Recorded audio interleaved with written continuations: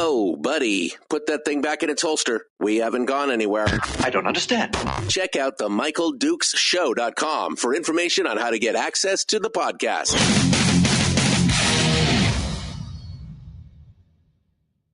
The Michael Dukes Show. I have 2 guns, one for each of you. Firearms Friday. As Thomas Jefferson stated, it is the right and duty of the people to be at all times armed. Say hello to my little friend. I say that the Second Amendment is, in order of importance, the First Amendment. The right to keep and bear arms is the one right that allows rights to exist at all. The Michael Dukes Show. The right to keep and bear arms shall not be infringed. Firearms. From my cold, dead hands. Friday. It's my rifle, this is my gun, this is for fun, it's for fun. Firearms Friday. Oh, baby. Firearms Friday. Your chance to sound off on issues of a 2A nature right here on the Michael Dukes Show. Good morning and welcome back to the program. It is, it's our favorite day of the week. Yes, it is. That chance to sound off on issues that you care about and are important to you and, so much more. Thanks for coming in and joining us on this beautiful Firearms Friday. Boy, I can't believe we got to the end of the week so quick. It really is. It really just makes the days fly by, doesn't it? When you, when you get older, that's what it's all about. Okay, so we are ready this morning, and we've got a big show lined up for you today, and we're ready to dive into it in just a few moments. Here, I guess about 12 minutes or so. We are going to be diving into it with JD Tuccille from Reason Magazine, who he's a senior editor over at Reason, and I actually invited him on the program because he wrote a story late last week talking about the shootings in society and things like that. And the headline of his story reads, "If you want fewer shootings, ask politicians to back off." And it's a very good story and interesting because it really dives into some of the deeper issues of gun violence and what's going on. And he talks about that this is a people problem, that there's some mental health issues. He goes into some statistics about what the pandemic did to this and everything else. And it was a super good article. And so I invited him on the program. He was happy to oblige, which I appreciated. And then this morning I go out and he has got a new article out as well, which I guess, so this is a twofer. We get a chance to talk to him about 2 articles. And he has written again, this time about Washington State's assault weapons ban. And the headline on this is so good. The headline on this one reads, "Washington's assault weapons ban will be as impotent as most gun laws." And he goes on to talk about why. And in part, he talks a lot about the noncompliance aspect of it and how this is really not going to, it's not going to be effective. It has more to do anything else with that the enforcement of it is going to be nearly impossible. He doesn't. I thought he might dip into the whole thing about the non-compliance issues in both Connecticut and New York State when they tried to enact their bans. He didn't go there, but there's just so much great stuff to unpack here. One of the things that I think he trips over that I think is brilliant is he was talking about, the ineffectiveness of assault weapons bans historically, going back to the 2000 the 94 ban, which expired in 2004. and the Rand Corporation's analysis of that law. They took a look at it and said, did it really stop crime? Because, many different studies have looked at it. The Rand Corporation study is one of the biggest ones, and one of the ones that I think came out and was most widely quoted, basically saying that the historical use of the assault had little to no effect. It's that it really had no effect on anything, which I found interesting. But they were going on and talking about how part of this was, the increase in guns and things like that is spurred by social disorder, by COVID, by all these different things. And that there was even some lamentation from Vice News, when they were talking about the potential upside downside of this assault weapons ban. And this is what kills me. Some Washington residents told Vice News that they're worried the ban creates a situation where traditional gun owners, white male conservatives, are sitting on an arsenal of high-powered weapons, which emerging demographics of gun owners like LGBTQ, leftists, and minorities no longer have access to. Yeah, I mean, I guess that's a problem if you're looking more towards an us versus them scenario, and this assault weapons ban basically grandfathers in all guns that are currently owned, then, yeah, you've created a problem for, the left non-gun crowd who all of a sudden have found religion and decided that they needed to protect themselves like they did during the pandemic. And you've taken that ability for them to arm themselves out of their hands. Surprise. I mean, it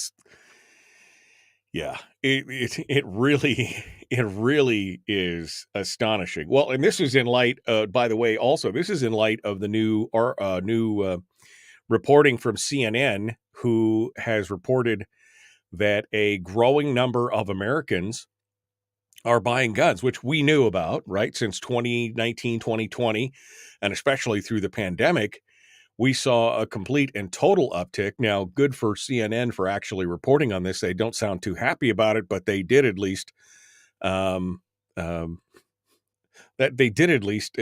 forward and make the announcement. They said in their latest article, it says sometime between 2016 and 2019, new gun owners were more likely to be female and black than prior to that. And whether it's a response to feeling as though the things are going out of control or the country is really divided, that's a tempting speculation to make. The Northeastern and Harvard study found that nearly 3% of adults, or 7.5 million people, bought guns for the first time from January of 2019 to April of 2021. So just over a 2-year period, 7.5 million people bought guns for the first time. 20% about half of the new gun owners were female, 20% were black, 20% were Hispanic. Overall, gun owners were 63% male and 73% white. But again, a whole chunk of people who were brand spanking new to gun ownership. That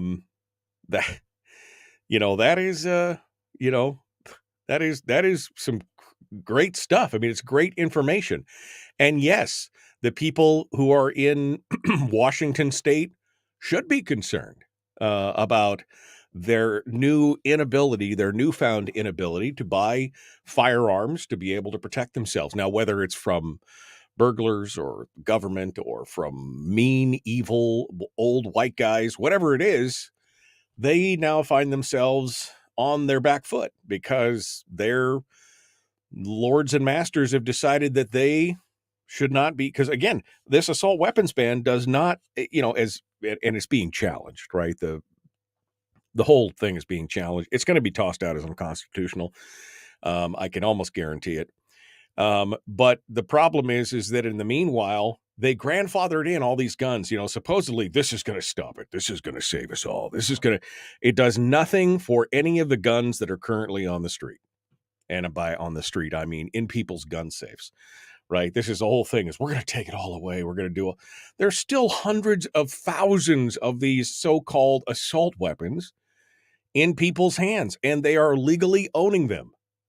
So how does this help? How does this help take more? And by the way, if you think that criminals care about your gun laws, just for an example, I just came across this morning in the AP. Remember the shooting here that took place on April the 15th on tax day? This is the one that took place in Alabama. It's the Dadeville bank shooting, which wasn't it was a mass shooting, I guess, in one definition, but it was literally apparently gang related, some kind of teenage angst. I don't know what's going on. This was not some kind of single shooter who got people all locked up fish in a barrel style intentionally in that way. This turned out to be a group this was a Sweet 16 party. And if you'll remember the reporting on this, initially they had all been dancing and happy for this girl's Sweet 16 party. And then somebody heard that somebody there had a gun, and they actually stopped all the festivities. And the DJ said, "We understand people with a gun here. Please, if you've got a gun, could you just please leave? We don't want any trouble. We just want to celebrate the birthday party, yada, yada, yada." And then moments later, a bunch of shooting broke out, and it left 4 people dead and a bunch of people wounded and everything else. Well, they finally have gone out and they have arrested 6 people. Let me give this to you. 6 people whose ages range from 15 years old to 20. 15, 17, 16, 20, 20, 19. So they're all prohibited people, folks. You can't, in Alabama, maybe the legal age to purchase a handgun is 18, but in most states it's 21. So these are all people who are below the age of 21. Half of them were under the age of 18. And yet they all apparently had guns, and they were shooting at each other, or they were shooting at other people, whatever the deal was. This is thuggery. And they were not supposed to have guns, and yet they did. So tell me again how your fill in the blank gun law, safe space storage, magazine capacity, waiting period. Tell me again how all that's going to work for people who were already illegally possessing fire, that had no legal standing to possess firearms. Tell me how all that works. How is that going to save the day? And that's the problem with a lot of this stuff. It just, you cannot, legitimately legislate evil or insanity. Those are the two things that you cannot legislate in the system. It's just, it's impossible. And bad things are going to happen to good people. We know that. We do everything that we can to stop it, but in the end, history has proven bad things happen to good people because there are bad people out there. And bad could be evil or it could be insane. Either one. That's how it works. So anyway, we're going to dive into this with JD Tuccille here in just a moment. We're going to have him for the rest of the hour. We've got a story coming out of the UK about a father and son who were selling guns out of an armory. Wait, I thought those are the gun laws that we should... No, you mean that they actually have guns? And oh no. We see that the number of active shooter incidents last year actually decreased over the previous year. You won't see any of the mainstream media championing that, but we've got the numbers straight out of the FBI database to prove that. We've got some calls from the Louisville shooters, the Old Dominion Bank shooting, that said that their son shouldn't have had a gun and shouldn't have been able to have access to a gun. And yet there is nothing in there about how they actually did anything about it. Prior to that, we've got some more emergency petitions being filed with SCOTUS over the Brune case, or because of the Brune case, and from other jurisdictions. And there's lots of stuff to go over this morning. I can't wait to talk about it. All right, we're jumping into it. We'll be there in just a moment. JD Tuccille will be joining us, The Michael Duke Show. Common sense, liberty-based, free-thinking radio. It is Firearms Friday. Good morning. We'll be back with more right after these messages. Don't go anywhere.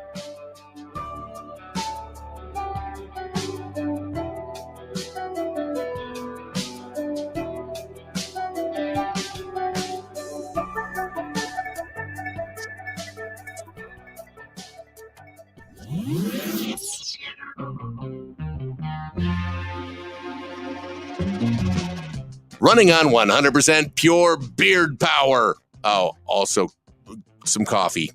We dip our beard in coffee. Ha, nice beard. The Michael Duke Show.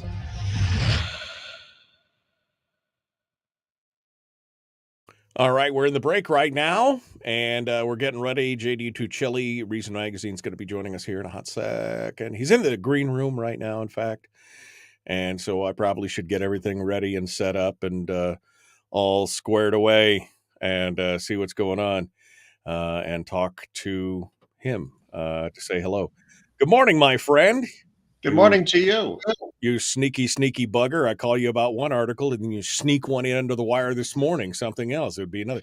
So now we got to do a two for today. We're going to squeeze both of them in. It's good. Awesome. We got plenty to chat about. Man, I tell you what, you've written some great stuff. I read that article and it really tipped me over into some of the things that I've really been considering about, how do we, I'm a gun owner, I'm responsible. I want to quit being under attack. I want to fix the problem without fixing the tool kind of thing, and you really lay into some issues and some details that are pretty interesting for folks who don't know, especially the effects of the pandemic and the mental issues and the stress that we're feeling. Because JD, you and I have been watching politics in this country for years, and I don't ever remember it being as polarized and tribalized as we're seeing today. Sure, there was the tug and pull and back and forth, but man, it is now like, if you're not with me, I want to burn your house down kind of thing. And it just got worse over the whole COVID thing. And are you wearing a mask and are you not? And Karen's on both sides. And, it's madness. I mean literally madness in some cases. Yeah. Oh yeah. You're not exaggerating. We're talking crazy here. Yeah. So I want to get into all that, and we're going to do it here. We're about 3 minutes out from rejoining the radio. I've been watching, JD and I are friends on Facebook, and so I get a chance to peek inside his life and look at all the hiking and biking. And you've been out and about quite a bit, man. You just getting outdoors. Are you ready? You got the cabin fever? You're ready for summer or what? Oh yeah, absolutely. So I fixed up my mountain bike and I got out there and I got out into the desert, and I always bring my AR-7 with me so I can pull it out of my pack and do a little shooting while I'm out there. And it's just beautiful. I live in a great place. I love where I'm at. And, the more I can explore it, the happier I am. Yeah. Oh, for me, it would be a fun place it doesn't have nearly enough trees, but for me, it's a fun place to visit. Some people love the high desert. Some people, I love to look at it. I don't know as I'd want to live there because I need me some big trees, but it is definitely, you've been out there and enjoying it. We could use some of that, man. I've still got snow outside. It will not go. This is like, the Lord of the Rings. What about second breakfast? Well, what about third winter? We're just like, it just will not go away, Well, we're hitting 90 this weekend, so I'll try to send maybe 10 degrees in your direction. We have not even hit 50 degrees here. We were only 1 degree off from the coldest April in recorded history here since they've started tracking it. We're 10 degrees below our norm in this area, and the rest of Alaska is kind of locked in the same deep freeze. So it's crazy. This whole thing with the Bruin decision, which I think is still having wider ramifications and is going to continue to do so, is really, I think, continuing to divide us, and we can talk about that a little bit as well. But I'm just astonished to watch what's going on this, and I'm really looking forward to breaking down both these articles with you as well. So hold the line here. Let me catch up with the chat room real quick. I'm gonna I'm going to swap places with you here and drop you down into the corner. Let me talk a little bit with the chat room because I have not gotten into the comments this morning. Good morning to everybody. Hey, my dad's in the chat room. Everybody say hi to my dad. Michael's in Iceland. Good morning from Iceland. I have a great weekend. Is there a link? Says Tawny. Yeah, I put the link to JD's first article in the chat room. Let me put the link to his second article in the chat room as well. Make sure you share these with your friends, folks. Okay, we're 20 seconds out here. I'm just going back here. Anything else that I really need to address? Pretty sure meth isn't legal either. And how has that worked out? Adding more laws aren't going to do squat. Well, that's like, there's no possible way to get heroin in prison, right? Right? I mean, it's prison, right? That's okay. All right. I got you. Here we go. The Michael Duke Show. Common sense, liberty-based, free-thinking radio. JD Tuccille, our guest. Let's do it.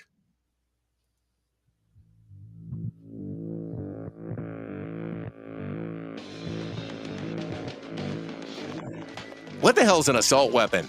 You know, if we could just figure out how to get all of the murder guns and the attack guns and not keep selling those to people and just sell protection guns, I think that would be great and solve a lot of problems. Does this mean that if we hurt your feelings, you'd consider the Michael Dukes Show assault radio? Okay, we can live with that. Here's Michael Dukes.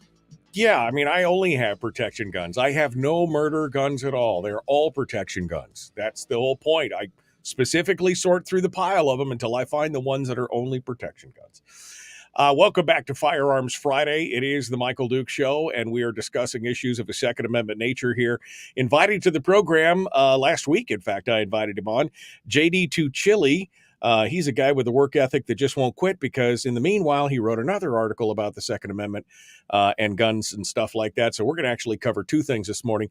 JD joins us right now. Good morning, my friend. Good morning. Thanks for having me on. As always, it is literally my pleasure to have you on. I appreciate you coming in. So, JD, you started off this story and it says, if you want fewer shootings, ask politicians to back off.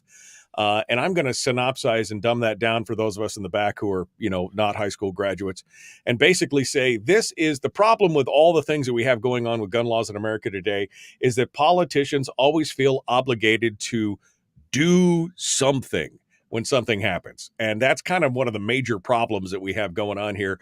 Walk me through what you're talking about here and how this all plays into mental health, the pandemic, and all these other things. There is something that changed in the equation in America in the last 40 years. And you say that change is us. It's us. It's absolutely us.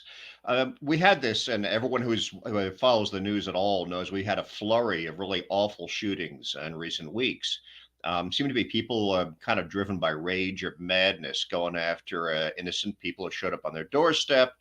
They had a rational fear of them. They opened fire on them. People were injured and killed. In two incidents, the shooter chased people down in order to shoot them. And these are awful. And it got people talking about, okay, we got too many guns, or it's these awful stand your ground laws. But the thing is, we had stand your ground laws and we had surging firearms ownership for decades, while the crime rate, violent and property crime, plummeted from the early 90s up until about 2020. And then something changed. And what changed? And the fact is, we are more hostile. We are more divided. We were getting more divided even before the pandemic. But official reaction to COVID-19 made us nuttier. And there's a lot of evidence to show that. For one thing, polling shows that Americans think that we're having a mental health epidemic. The American Psychological Association polled its membership, psychologists, and they all report surging depression, anxiety, mental health issues across the board. And this is since COVID. I mean, the date when this started changing, when people started getting more mentally ill, when getting crazier, is very traceable back to COVID. And there's separate research on the impact of the lockdowns, the restrictions that were imposed on people around the world, but obviously also in the United States in varying ways across different states. And what they found research that says that people who were impacted by lockdowns, by restrictions, suffered mental health issues at much higher rates than those who were not.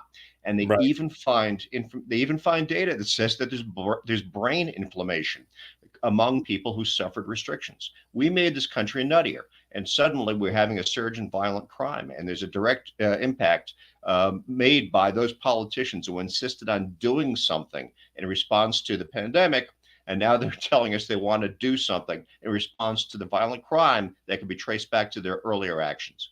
Right, which again is the same thing. This is this is historically accurate because at every moment, it's violent criminal crime. So we had to have the 19. Well, first of all, we're losing prohibition, so we have to do something with all these agents that we have that were prohibition agents, and now we have to create a whole new branch, and now the ATF and the 1934 Act was born. And then it's criminals and crimes, and it's the sharks and the jets on the street. So then they're forced to make the 1968 gun control law, and then it's the FOPA, and then all these things were reactionary, and we must do something.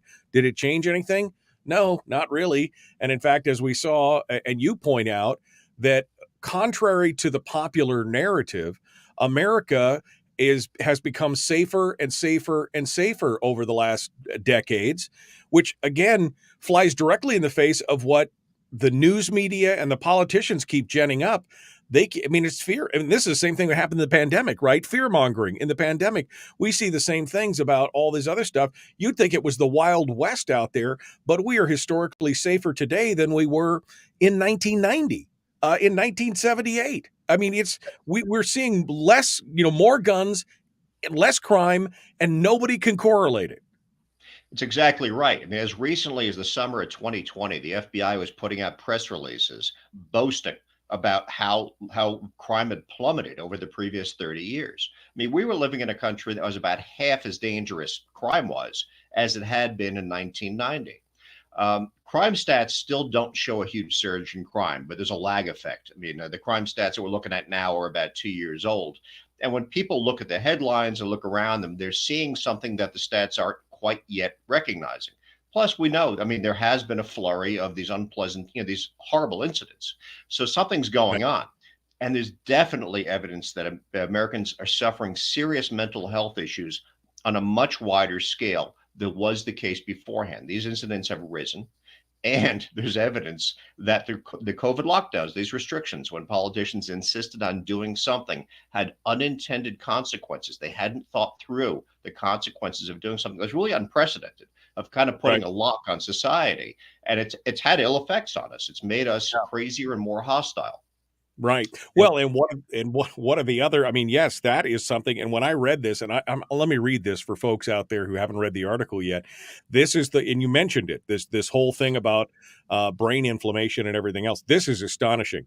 Harvard researchers found that societal and lifestyle disruptions during the COVID pandemic may have triggered brain inflammation that could affect mental health. Brain imaging revealed that people tested after pandemic restrictions had elevated levels of two markers of neuroinflammation, translocator protein and myotinazole, and compared with those tested prior. They had more brain swelling than the tests that were taking place prior to the pandemic. That's a actual physical reaction to what's going on. The other unintended reaction, by the way, that the politicians were not anticipating was the fact that 7.5 to 8 million Americans for the first time went out and bought guns, and they were mostly minorities and women and people who historically have been opposed to guns, but all of a sudden they realized, I'm on my own. There's a defund the police thing. There's stuff going on. There's riots. I think I need to protect They did not expect that. They didn't expect that at all. And the fact is that the trust in institutions is something that was declining even before the pandemic kicked in. But now that distrust in institutions has spread across the board. We already knew the country was politically polarized before the pandemic, but the pandemic made people more hostile, which means it probably, almost certainly, exacerbated the political divisions we already saw. And this has resulted in a political component to the violence. So you've got distrust in institutions, a government that is delegitimized in the eyes of many people, and many Americans viewing each other as enemies across political divides. If you poll people, there's the Edelman Trust Barometer is a fund that polls people every couple of years to find out where they stand in terms of the regard of each other and of institutions. The Edelman Trust Barometer, the more recent edition, finds that only 30% of Americans would help people, would just give them assistance if they strongly disagreed with them. And only 20% want to have as neighbors or as coworkers people with whom they strongly disagree. This is the recipe for a vastly divided, mutually hostile country that is turning on itself. And it can all be traced back, or at least a large part of it can be traced back to the unintended consequences of ill-considered do-something policies by politicians who are now being asked to do something again. Right. Over the last 70 years. I mean, that's the do something policies that they've continued, the reactionary policies that they've continued to throw out there over the last 70 years have led us to this, where we literally could be eating ourselves. I mean, eating our own. Like you said, 30%. Only 30% would help people that they politically disagree with. I'm sorry, your house is on fire. Must be your fault. Go ahead and burn. No. Am I going to help you? Are you beside the road with a flat? No. You got a Biden sticker on the back of your car? I'm not going to help you. I mean, I've talked about the loss of discourse in this country, the loss of being able to have a rational, reasonable debate and be able to agree to disagree. We've lost that in this country. If you don't agree with me, JD Tuccille, I hope your house burns down and your cat gets cancer. That's the general reaction. Yeah, I mean, there's a knowable effect in terms of othering others. When we dehumanize people, it's easier to hurt them. I mean, it's one of the things that governments do during wartime is you try to dehumanize the enemy, and then we laugh at the posters that were created for propaganda purposes during a war. Those were done for a reason, to dehumanize the enemy so it'd be easier to hurt them. We're dehumanizing each other. We're making it easier for us to turn against each other as we tribalize, factionalize, and start viewing each other within our own country as the other. This is enormously dangerous. And then we look around at the country we've created and we wonder, okay, why has it become so hostile? Why is it people are acting up and turning against each other and treating each other as if they're enemies? Well, because we've convinced ourselves that they're enemies. Right. Well, and this leads to something else here. We're coming up on the break here, but this leads to kind of your final summation of this. First and foremost, the best thing that they could do is not do something, quote unquote. But see, the unintended consequence of all these actions leads to the biggest and the final one, which is that people lose respect, not only for their institutions, for each other, but also for the law itself, as they continue to make laws that are blatantly, and people feel rightly, are unconstitutional or just unjust. People will start to disregard the law, and they will look, as we saw in New York State and in Connecticut and probably now in Washington State, they'll just disregard the law because it doesn't make any sense. And that leads down the road to the whole Irish democracy thing, where they can pass any law they want and the people just ignore them. And now you're brushing up against anarchy and, the kind of the whole societal norm thing breaking down. That's a very dangerous road to tread. It is. And we're already there. I mean, we kind of live in an Irish democracy already. We saw what happened with Prohibition. I mean, Prohibition failed because Americans stopped obeying it, didn't obey it. Marijuana Prohibition failed for the same reason. Laws against homosexuality failed for the same reason. I mean, the Stonewall riots back in 68 or 69, where the customers swarmed out in the street and beat up the cops. There's a lot of times when this is a good thing. It limits the power of the state. But if so many of your laws are viewed as illegitimate or as weaponized, then the whole structure gets delegitimized. You've got a real problem on your hands. Yeah, no, Americans are known for civil disobedience when the laws are unjust, the Marbury versus Madison kind of thing. I mean, it is something that's important. But when every law becomes that kind of, critical, I mean, that's the problem. It's not just the unjust ones or everything else. Pretty soon people just go, they give the finger to the system and say, I'll do whatever I want. That's the danger. And I think if they don't just stop doing something and start thinking about the unintended consequences, this is just going to get worse and worse. Unfortunately, politicians don't seem to be able to understand the idea of unintended consequences and or long-term thinking in general. It's always just to the next election cycle. All right, JD, hold the line for a second. JD Tuccille, our guest, contributing editor for Reason Magazine. We're going to talk about his latest article, which deals specifically with the Washington assault weapons ban, which was passed this week. And Inslee says, well, this is going to save us. This evil weapons off our street that are meant only to kill people. I mean, aside the fact that assault weapons, quote unquote, the ones that they define, make up less than something like 1.5% or 2% of all crimes in the country, let alone actual murders. We'll continue with this here in just a moment. The Michael Dukes Show, common sense, liberty-based, free-thinking radio. JD Tuccille, our guest. Back with more when we return.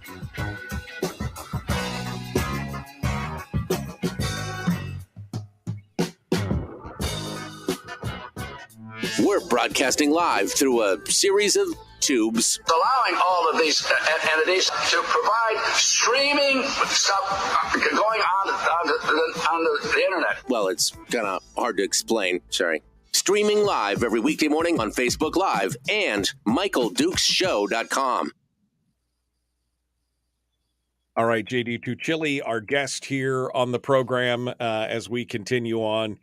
That is my main concern, JD. We've talked on this program. We've had several shows where we dedicated discussions to the Irish democracy concept and what happens as politicians in an effort to control or to placate a special interest or something, continue to make, more and more specialized or reactionary laws. And pretty soon people just start to ignore. And to ignore one law is, civil disobedience. But to start to basically look at the whole cadre of laws and just say, these people don't know anything. And of course, they add to it by adding more and more stupid laws on top of it. That's a dangerous path. Am I wrong? You're absolutely right. I mean, it's the laws are ill-informed. They're repeatedly ill-informed and poorly crafted. And then there's perception in many cases that the system is weaponized, that the regulatory apparatus is used to punish political enemies, that the legislative apparatus is used to pass laws that aren't intended to make the world a better place, but they're used to punish people who are on the other side of some kind of divide. Well, if the laws are perceived as not trying to achieve a good end, but as being punitive, as being politically motivated, then why would you have any faith in the system? Why would you obey the laws? Why would you submit yourself to the regulations? And the system becomes inherently delegitimized to those who are not among the faction that's in control. And I think that's the position we're in a lot of places now, when we're arguing about, Department of Homeland Security trying to suppress certain kinds of speech, when we're talking about the New York State Attorney General filing lawsuits and trying to break up the National Rifle Association because she's politically opposed to it. In fact, the ACLU came out and said that's exactly why, what she's trying to do. When you see laws like this, I mean, Ron DeSantis on the other side of the aisle in Florida, very clearly using the legislative apparatus, the regulatory apparatus against Disney. If the system is perceived as politically motivated, it's inherently delegitimized by those among those who disagree with the politics of the rulers. And then, you have a very dangerous situation. I totally agree, and I think that this is part of our problem, and I don't see any reining in of the appetites for what we're talking about here. And unfortunately, if history is any indicator, that means we could be in for some rough times ahead, because people, if they are less willing to talk to each other, if they're less willing to have a rational, reasonable, civil conversation with each other and be able to agree to disagree, I mean, where does that leave us? That leaves us on the precipice of, now we're talking about, we keep hearing the term especially in the last 6-8 months, I've been seeing more and more of the term national divorce, right? National divorce. And what does that mean? Well, they want to break up the country into, we'll just balkanize the country into various areas where if you are blue, you could be here. If you're red, you can be here. But the problem is that we have historically red states that have blue centers. They're blue chewy center, like a Tootsie Roll. So what do? Do you create city states where the major capital is blue and the rest of the state is red? It just doesn't happen. And of course, that also leads to the question of, is the national divorce peaceful or is it not? And look, I like taking my wife out to dinner and going to see a movie and all the trappings of a polite and civilized society.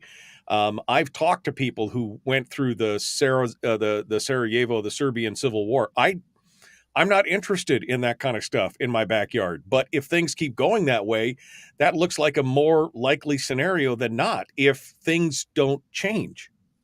I think you're right. And the problem is when people are discussing something, they're making it more and more thinkable. And the national divorce concept now is a thinkable concept among millions of Americans.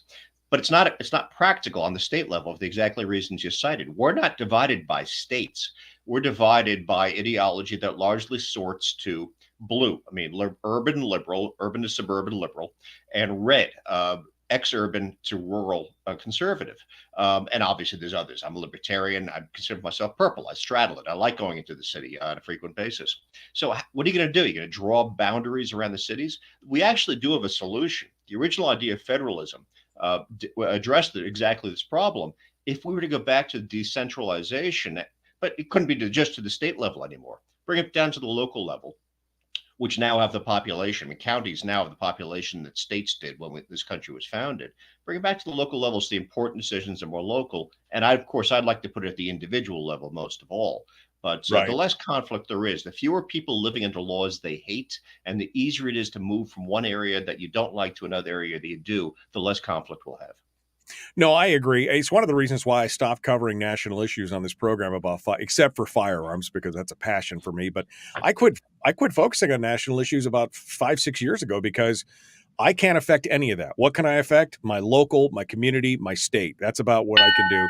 And that's what we need to be focusing on, I think. And if we do that, maybe we can pull ourselves back from the brink, the precipice. Yeah, it's going to forget about monetary. We didn't even get into monetary policy and everything else that's leading us down this primrose path.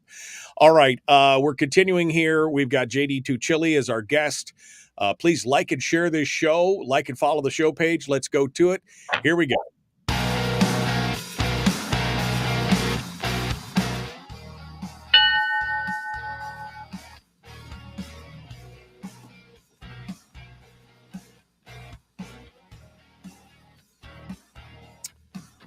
Well, ring-a-ding-ding. Welcome back to the program. It is the Michael Duke Show. It's Firearms Friday, the one day a week where we focus on any kind of national issue, really. And, of course, firearms is our big topic. JD Tuccille is a contributing editor for Reason Magazine.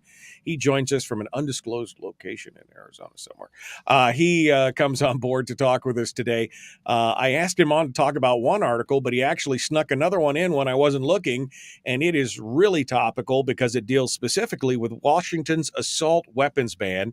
The headline reads, "The assault weapons ban will be as impotent as most gun laws." And again, this just plays right back into our conversation, JD, that we had just a minute ago, talking about how politicians felt like they must do something. And that's what the assault weapons ban does. Although it also sticks a finger in the eye of SCOTUS, which I think is a bigger issue that we're seeing from some of the blue states and blue cities and things like that. So give us the rundown here on the Washington assault weapons ban and what you've discovered. Yeah, I mean, Washington's Governor Jay Inslee signed this week a new law that's kind of a cookie cutter assault weapons ban. I mean, it does the usual job of running through a list of of model names of firearms, saying that they're now illegal in Washington State, and then it does if it can take a detachable magazine, then has one more feature, then it's a legal assault weapon. If it doesn't, then it's a perfectly legal weapon, which has been done before. We've seen this happen time and time again. Constitutionally, it very likely runs afoul of the Brune decision last year. Maryland has a similar law that's in court right now, was sent back to the courts by the Supreme Court to be reconsidered in light of the Brune decision. So there's a very good chance that the Washington law is unconstitutional out of the gate. But even before we get to that, this kind of a law has failed time and time again. California went down this path. New York went down this path. And each time you end up playing whack-a-mole with the list of features on a rifle. Okay, detachable magazines are now illegal, plus a bayonet lug. So we'll take the bayonet lug off. Or we'll make it so that the magazine can be detached only with a tool. So now you stick the tip of a cartridge into a hole, and the magazine drops out. So we'll take off the pistol grip, and now it's got a regular kind of a rifle stock, even if it's awkwardly designed. And then you bring it home, and of course you swap out whatever parts you want. And then you end up playing these games where the legislature goes back and says that we didn't think of a bullet button. We have to ban the bullet button now. And then somebody else invents a new system for getting around that law.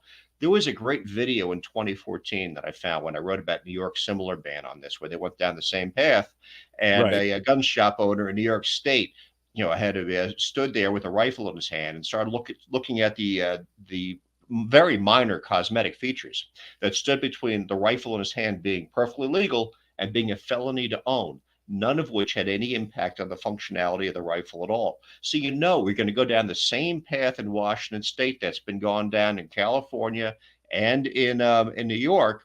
And that gun shop owner in 2014 pointed out that the law was written by people who knew nothing about firearms. And clearly, in the last 9 years, they've learned nothing since. Absolutely. I mean, that's part of the problem. I mean, the president goes on and on about how wickedly lethal the AR-15 is and everything else, and we're going to put this assault weapons ban. Yet everything that they do on the assault weapons ban is just basically a cosmetic change. It does nothing to change the muzzle velocity or the caliber of any of these guns. There are many firearms that are semi-automatic that are not assault weapons that have more powerful cartridges than any of this. It's going right back to the whole Tucker Carlson, Carolyn McCarthy debate about what is a barrel shroud. Oh, it's the shoulder thing that goes up. They have she admits she doesn't know what it is. You are writing laws with high specificity on items that you know nothing about. What does a barrel shroud, which is, by the way, is a piece of stamped metal over the barrel to dissipate the heat, what does that have to do with the lethality of a firearm? It has absolutely nothing to do. And yet we've got politicians who are writing this stuff, and we're do something, right? Oh, absolutely. I mean, I cited a New York Times article from 10 years ago as a news analysis piece where the writer of that article in the New York Times, gun control supporting New York Times, left of center by far, more so now than 10 years ago. But I mean, the writer pointed out that the whole assault weapons category was a politically created category that applied to rifles, shotguns, and pistols that had military-ish features, but that had played a role in, before the federal assault weapons ban of 1994, about 2% of shootings around the U.S. And the figure since the assault weapons ban ended has not changed very much. It's still a very low percentage. But the weapons look scary because of those military features. But if you pull them off and stick a wood stock on a lot of these rifles, now it's a hunting rifle, or at least in the eyes of someone who wanted to ban an assault weapon, because the features are purely cosmetic. And as you pointed out, I mean, a World War II M1 Garand, I mean, I own one myself, it fires a much more powerful cartridge than the 5.56 fired by an AR-15, but it's not covered by any of these bans because it looks like a hunting rifle to modern eyes, and because most of the legislators now have forgotten about it. So all this stuff is about cosmetics. It's about appealing to fear and appealing to an audience with bills that are endlessly fail. I mean, they just fail over and over again because it's very easy to evade them or to ignore them. Even if their ideas behind these bills were true, the problem is that assault rifles, which is a subset of regular rifles, I mean, it's a small component of all long guns that are sold, still make up less than 1.5% of all crimes. The vast majority of, especially murders, are committed in the 80 percentile range with handguns. And yet they don't want to touch that because they know it's politically incorrect. Oh, so this will stop. Inslee, this is not going to stop anything because, again, the vast majority of crimes are not committed with long rifles, let alone assault rifles. And this doesn't even touch on the fact that they've grandfathered in all the ones that are already there. So there's still all these ones out in the public. How is this going to slow things down? And it's absolutely not to. I mean, they can't go after handguns because handguns are in common usage as self-defense weapons, which means that under the Supreme Court rulings, they're protected. I mean, that's Brune decision was very clear about that. They can't go after handguns.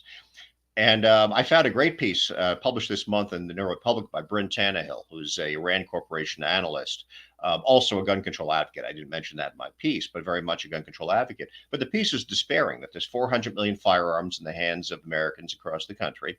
They're not registered because registration is a limited feature in a very few states and has not been much complied with, even where applied. I mean, you had 5% compliance when New York imposed its assault weapons registration requirement. And Tannehill despaired that gun control was a dead issue because most Americans who own firearms are not willing to comply with these laws. And so there's nothing really to be done. And Tannehill threw our arms up in the air and declared the issue over. And I think that's right. I mean, obviously, I'm from the other side. I think that restrictions are a bad idea, but I also think they're dead on arrival. You can't Yeah. enforce them. You get some unlucky scofflaws who get pulled over in a traffic stop, but that's the end of it. Yeah, the rest of it Right. is just unenforceable. They can't do anything. Tannehill has written about this a couple times, and I've read a couple of her articles recently about this, and she is despairing that they've essentially lost, and they have no one to blame but themselves. I mean, really, when you look at this, BJ Campbell over at Hand Waving Freakoutery wrote about this, basically said, hey, look, you guys got no one to blame but yourself for this because you're the ones that have forced people into this corner, and now you've got a whole new category of gun owners, 8 million gun owners who are basically saying, who are on your team, who are saying, no, I'm not buying into your argument. And by the way, you just mentioned it, the scofflaws and everything else. Look at the compliance rate. I mean, look at the compliance rate of these new laws, even in places like New York and Connecticut, not conservative bastions in any way, shape, or form. And what was the compliance rate with the New York assault, the SAFE Act? Was it like 4%, less than 4%? Yeah, I mean, it was under 5% by their own estimates. Yeah, I mean, it was amazing. And I think as you continue to do this, this is what you push people to do. You know, when guns are outlawed, only outlaws will have guns. But what you're doing is you're making common, average, everyday law-abiding citizens outlaws because they've refused to comply with what is obviously unconstitutional and unconscionable law. Absolutely. And as these contests between these laws and people who are gun enthusiasts, true believers, have escalated, I mean, you've had a whole DIY industry develop so that people can manufacture their own firearms with relative ease. The technology is meant to be, unbannable in the end. I mean, you can ban all the 80% receivers you want, then you move to a solid blocks of metal. I with my son as a father-son project, we built an AR-15. You can't ban at the end of the day home workshops. You just can't do that. Right. And now you've got the attitude that we're not going to comply and we're going to find ways to make sure we can't comply. Yeah, you're going to have compliance police at Lowe's and Home Depot so you can't buy pipes and springs and tubings and nails. I mean, I could build something in 15 minutes at a Home Depot that could shoot something. Are you going to, put them there? It makes no sense whatsoever. Makes no sense. JD Tuccille, our guest. JD, final thoughts here, about 30 seconds, 40 seconds here. Yeah, I mean, this is yet another example of unintended consequences. Politicians make bad decisions. They alienate large parts of the public.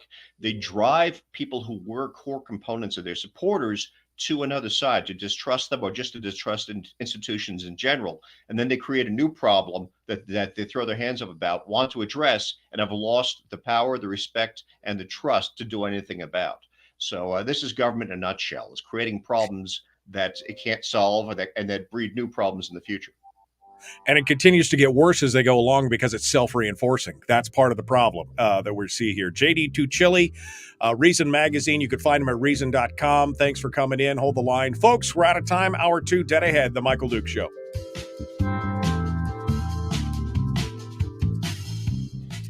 JD, you've got your finger kind of on the pulse of a lot of this. Obviously, you've talked to a lot of, senior people. And you got... I mean, are we the... I mean, I feel like it's just you and me. Are you and me the only ones seeing this?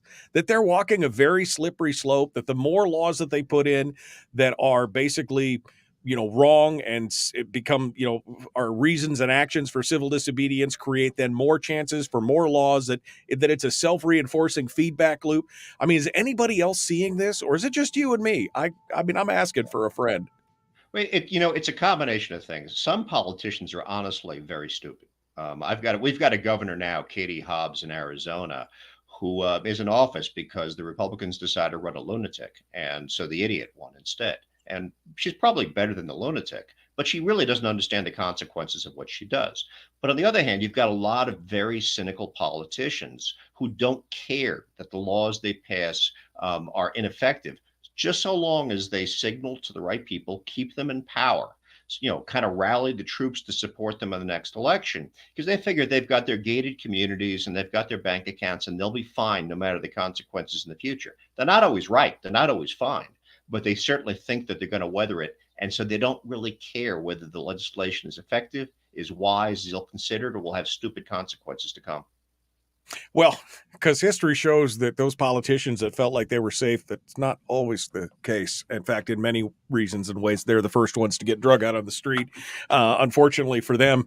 But I mean, is it not just from a political standpoint, but from a citizenry standpoint? Many of us are looking at this going, you guys, pull the handbrake. The bridge is out. You got to slow down. You can't just keep shoveling coal into the box and expect you're going to jump the gap. I mean, I'm not one of those guys that said, well, we should just take our arms up. And I don't want that. Again, I've interviewed people who have gone through that in modern times. It is horrific to think about. I don't want to think about that, but that is the direction they seem to be driving us at full speed.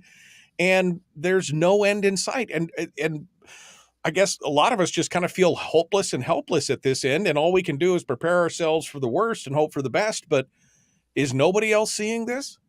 Most people aren't politically engaged. They have their lives to live. They don't really think through the consequences. All they know is that someone said, something is bad. It might be crime. It might be whatever else. And this bill will fix it. Guns make crime. We will ban guns. There will therefore be no more guns and there won't be any more crime.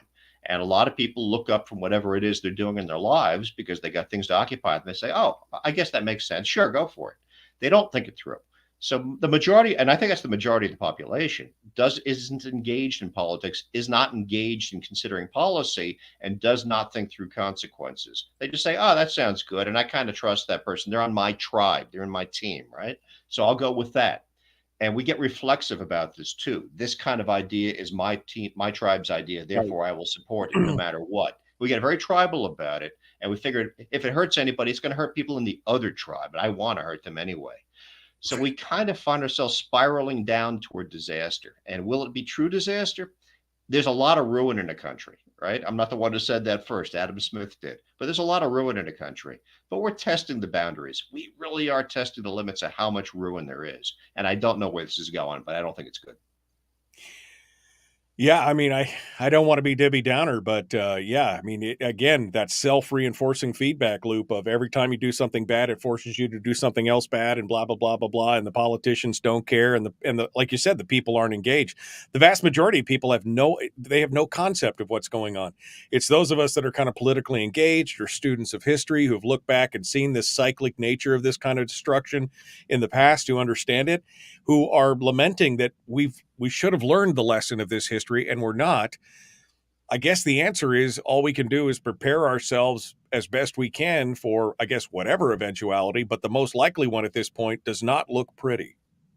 It doesn't. I mean, the solution, to the extent there's a solution, is to make government matter less. It's not supposed to cater to everybody's bigotry and prejudices and wants and unicorn gift wish lists.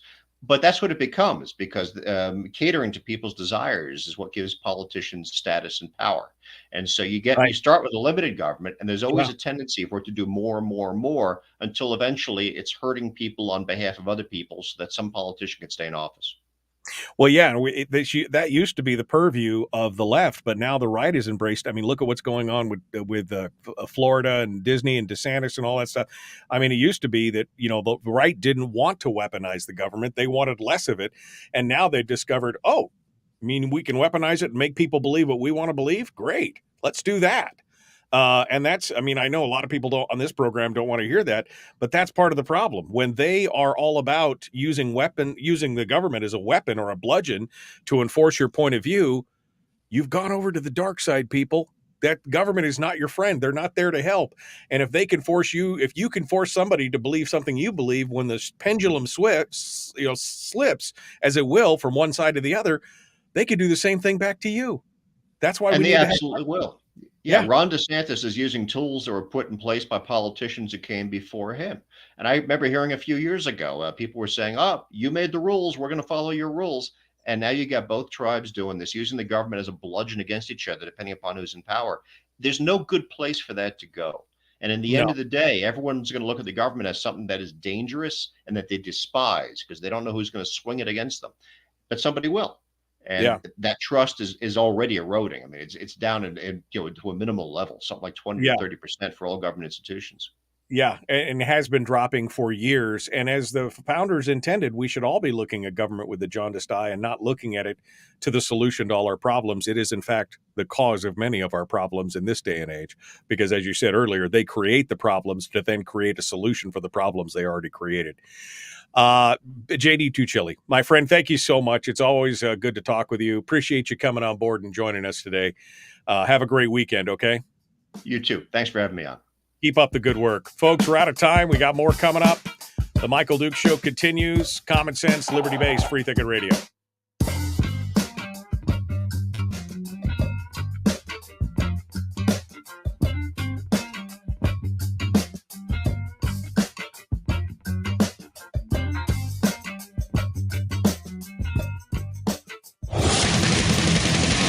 Whoa, buddy. Put that thing back in its holster. We haven't gone anywhere. I don't understand. Check out the MichaelDukesShow.com for information on how to get access to the podcast.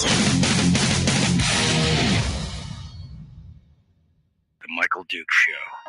I have 2 guns, one for each of you. Firearms Friday. As Thomas Jefferson stated, it is the right and duty of the people to be at all times armed. Say hello to my little friend. I say that the Second Amendment is, in order of importance, the First Amendment. The right to keep and bear arms is the one right that allows rights to exist at all. The Michael Dukes Show. The right to keep and bear arms shall not be infringed. Firearms. From my cold, dead hands. Friday. This is my rifle, this is my gun, this is for fighting, it's for fun. Firearms Friday. Firearms Friday is the one day a week that we dedicate the whole show pretty much to discussions around firearms, guns, the Second Amendment, and the importance of it in society for today. We've often talked about how America we got some problems, okay? There's no doubt about it. We're still the freest nation on earth. I know that there's freedom indexes that show that we're not on certain, but overall, we're still one of the few places in the world that people are dying to get into. And we do have our warts and boils and blisters and, pock marks and pustules and scars, but we're still overall, after 245 years, one of the freest places on the face of the earth. And I think we can attribute that in part to the Second Amendment. It is the one implicit threat that keeps the government from overreaching in many ways. They can only go so far. JD Tuccille and I were just talking during the break about, what's coming. And if we don't stop some of this, incessant doing something that, they're trying to regulate people, out of existence, and they're trying to regulate independence, it seems like, and self-reliance out of existence. But the Second Amendment has existed and did exist, and according to what the founders and framers wrote in their various pamphlets and papers and arguments during the formation of the country, the Second Amendment existed to keep an implicit check on government. And implicit meaning implied, right? It's not an overt threat. We're not in the streets, for the most part. We're not in the streets, marching with our rifles held high and pitchforks and torches and things like that. That's not what's going on. They realize that they can only push the citizenry so far before, one, the citizenry actually takes up arms and revolt, or two, just basically does what we're doing right now, which is living quiet civil disobedience. We talked about the New York SAFE Act, which is their assault weapons ban, and the Connecticut assault weapons ban that came in after Newtown. How basically the compliance rate with those two laws is excruciatingly low. Less than 5% in New York. By their own admission, the state of New York acknowledges that less than 5% of the citizens who they think have assault weapons have either turned them in or registered them or doing whatever the law says that they're doing. The rest of them basically said no. And in fact, the state troopers, the leadership of the New York state troopers basically testified in front of the legislature at one point when the legislature was lamenting the fact that they had such a low compliance rate. And the troopers basically said, if you want to go into these people's houses and try and seize their guns, you go ahead. We're not going to do, because they understand they understand that slippery slope. Again, it is the implicit threat of firearms ownership. And quite honestly, it's the one thing that scares politicians overall. That's why you see such a heavy push to try and take away. I mean, they talk about weapons of war, right? We've heard that's the latest thing about assault weapons and everything else, is that they are weapons of war. Well, so is my lever action Winchester. That was a weapon of war. That was used to win the West and fight. So is, my Garand or my M14 or, my 3040 Craig or my Remington 700. That's an M24 sniper rifle platform. That's a weapon of war.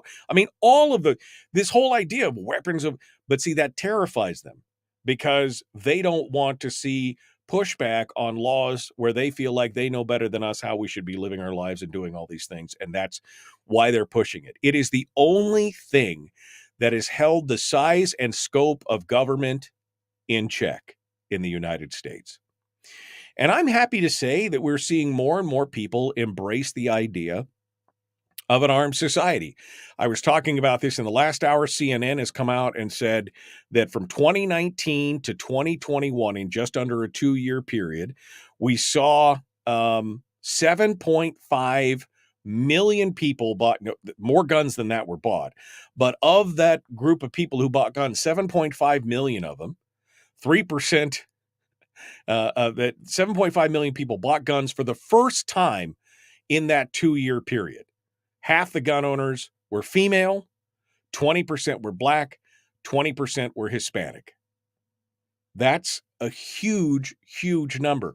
We've seen a huge number of progressives and Democrats who, during the uncertainty and the unrest in the 2020s, during the pandemic and the George Floyd thing and the Breonna Taylor thing and all that stuff, they were all very worried, and we saw a huge uptick and upsurge in purchases from what would normally be considered part of the anti-gun crowd, when they discovered that they were probably going to be on their own and they were very worried about being able to protect themselves, and they became converts. There are no atheists in the foxhole, right? There are, when the chips are down, and I have the picture somewhere, the quote of the tweet of the liberal Twitter guy who was always on and on about gun control and everything else. And his shocked tweet when they were having some unrest right outside their apartment and wherever they were. And he said the police told them, "I'm sorry, sir, you're on your own," because they were overwhelmed dealing with other stuff. And they said, "I'm sorry, sir, you're on your own." And he was just shocked. I mean, I guess rightly so for people who believe that, the government's always going to be there to help you and there's always going to be a cop on every corner and all these other kind of misnomers and myths that we are inundated with. When he heard the dispatcher tell him that you are on your own, I would say that the pucker factor was probably pretty high at that point, because he realized that he had now, is he going to change his stance on guns? Probably not. But you got to imagine that there's that sinking feeling in the pit of your stomach, realizing that you have no way to defend yourself against some kind of violent or criminal element who doesn't care about the laws. They've got all the guns they want if they wanted them, or they've got all the mobs they want with bricks and bats and everything else if they wanted them. And you have no way to defend yourself. That is... now, that was probably a shocking thing. But that's why the fight over the Second Amendment is so important. That's why the statistics like this, where, 7.5, 8 million new gun owners coming online, is a great thing. Whether you agree with them politically or not, it's a great thing. It's why, we should be fighting. It's why, the Bruin decision is such a landmark decision, and I think is going to be I think we may look back at that and mark that as one of the major turning points in the war on guns. I mean, Heller was important, McDonald was important, but Bruin was the decision that I think is going to break the back of the gun control movement, because they're going to realize that they can't just arbitrarily decide that it's for the health and general welfare kind of clause. There has to be historical precedent. You have to show, you have to protect the individual rights. If a firearm is in common use, lawful common use, it can't be outlawed. They've done that with handguns to say handguns are in lawful common use. You have got over 24 million estimated AR-15s in this country. 24 million, which means that, with the number of actual crimes committed with them being so significantly low, we're talking about, we're not even talking hardly triple digits. Out of 24 million, that means that they are in lawful common use in this country. And so it's going to be a very high bar to try and change these things. But that's why it's so important to talk about these firearms and these efforts, because it is the one thing that has kept America as free as it has. Now, little bit of a depressing conversation with JD Tuccille off the air. And I want to talk about this. Oh, Donna. I'm sorry. Donna was, I didn't see her pop in. Donna, if you want to jump back in there, we'll get you on here in just a hot second.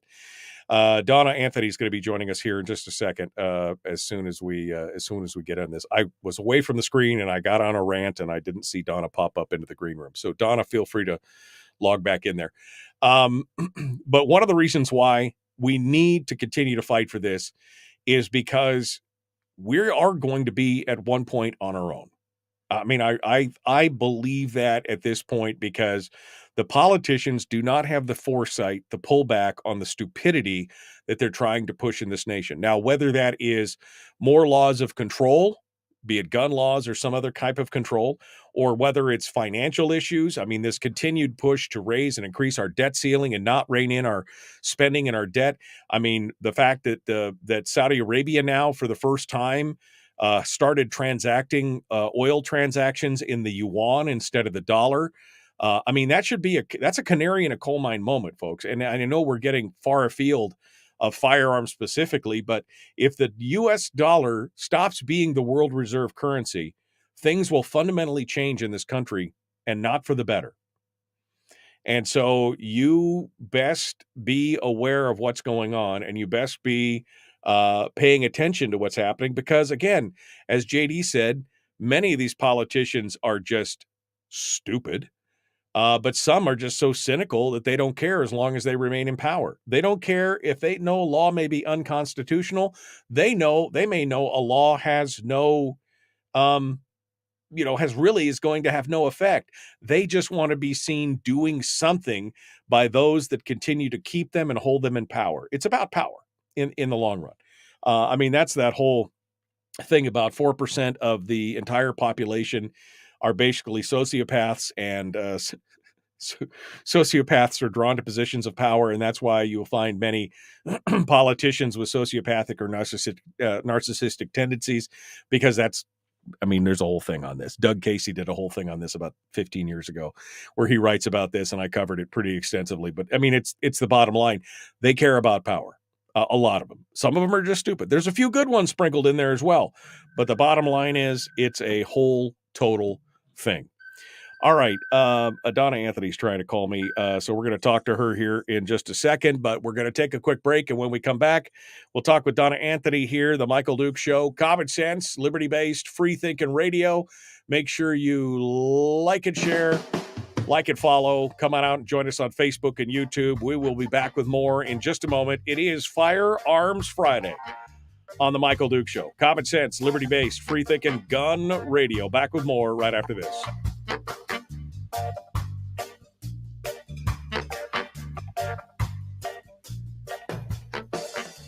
If you missed the show, you can listen to it on your time with Dukes On Demand. Oh, and it's free. Like America used to be. Streaming live every weekday morning on Facebook Live and MichaelDukesShow.com. Okay, talk amongst yourselves for a second. I got to figure this out with Donna. I'll be right back. Hold on. Hold the line. Just 1 second. Be right back.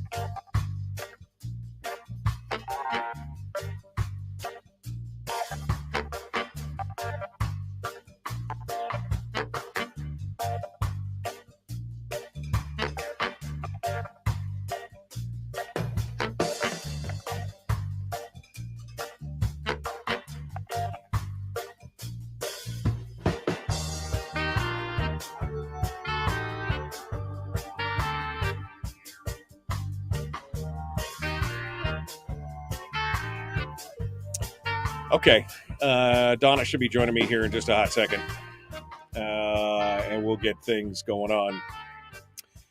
Heller, Bruin et al. Were all preordained. Our patience will pay off as the Supreme Court hears all of these appeals. For now, it's FAFO, which is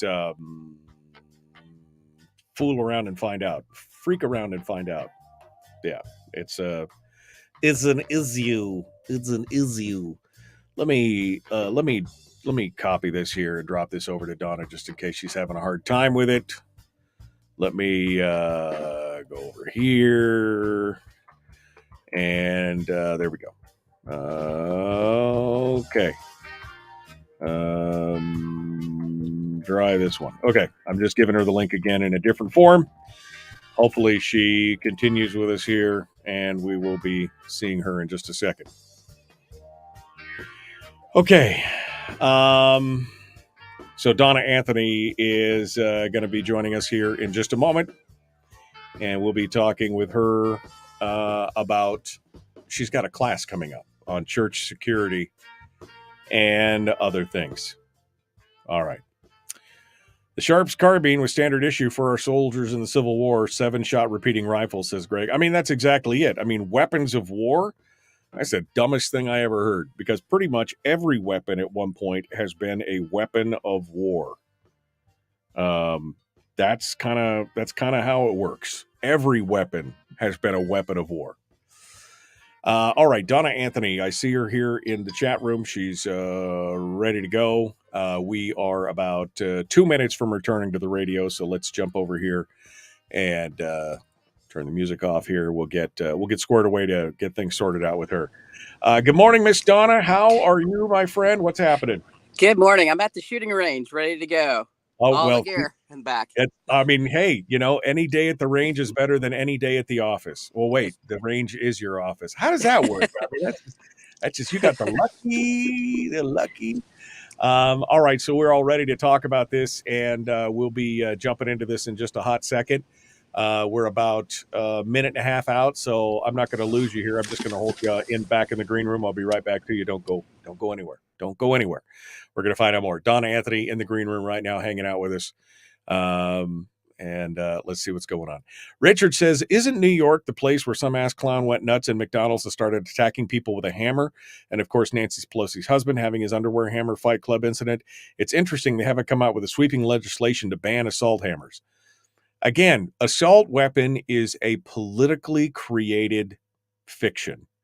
It really is. Again, the old adage, I remember the old ad. This is back when the assault weapons ban was about to expire in 2003, 2004. And somebody took out an ad in one of the big national papers where it had 4 different AR-15s in side views of 4 different AR-15s. And they said, one of these is illegal. Do you know which one? They all shoot the same bullet. It's just this whole thing where one of them had features on it that made it illegal. And it was like, it was just highlighting the ridiculousness of this. And it's the same thing like with this thing with Washington State and Inslee. I mean, again, this does nothing to curb all of the firearms that are already in circulation and already in place. Again, black rifles have a fractional amount of violence done with them compared to handguns. So this is really this is much ado about nothing. It's a continual problem. All right, I'm going to stop jumping around here. We're going to jump back into it. We've got Donna Anthony, our guest, Point Blank Firearms. We're going to talk with her about her upcoming clinic and more. The Michael Duke Show, common sense, liberty-based, free-thinking radio. Let's do it.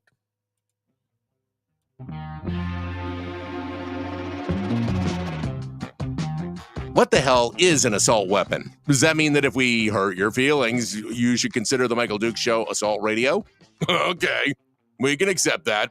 Here's Michael Dukes. Kind of a dick, but somewhat funny. Yeah, I'm somewhat funny. I mean, kind of. Welcome back to the program. It is the Michael Duke Show. We are continuing now our Firearms Friday discussion. I so rudely ignored Donna Anthony at the top of the hour. She was supposed to come on and join us, and she's with us right now to discuss some of the things that she's doing here in the state of Alaska.